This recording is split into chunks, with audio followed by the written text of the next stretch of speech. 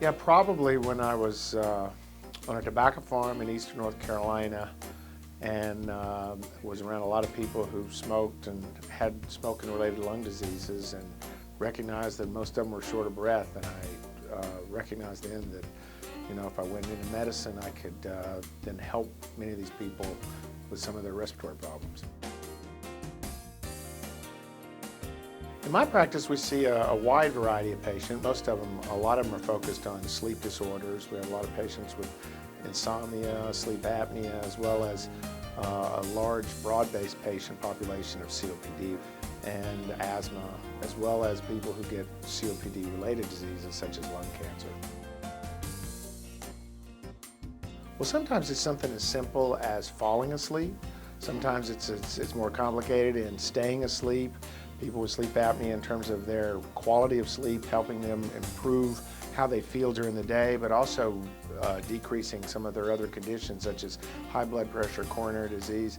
It also gets into some of the more end-of-life discussions in patients who have lung cancer, who may not have a treatable, curable disease, and helping them to progress towards planning towards their end of the life, or in other cases, which is more optimistic, in which we catch the cancer early enough in which we can actually cure it.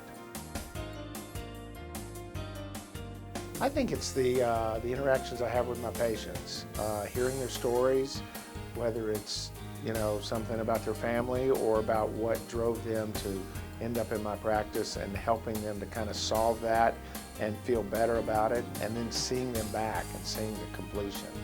I feel like Wilmington Health, not as a physician, is also a family, but my patients' relationship with me, I kind of look at it as sort of a family situation. I know many of the family aspects of my patients in addition to what the specific disease state is. I think that is probably one of the biggest driving forces in getting me up in the morning and coming to work.